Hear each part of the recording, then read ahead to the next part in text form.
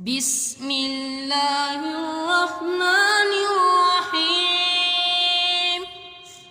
سبح اسم ربك الأعلى الذي خلق فسوى والذي قدر فهدى والذي أخرج المرعى فجعله غثاء أحوى سنقرئك فلا تنسى إلا ما شاء الله إنه يعلم الجهر وما يخفى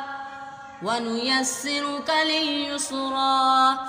فذكر إن نفعت الذكرى سيذكر من يخشى ويتجنبها الأشقى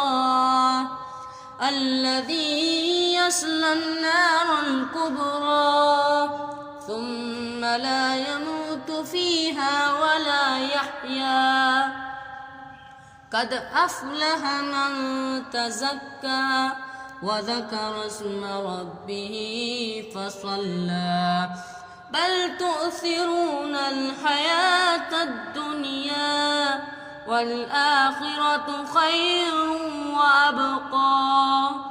إن هذا لفي الصحف الأولى صحف إبراهيم وموسى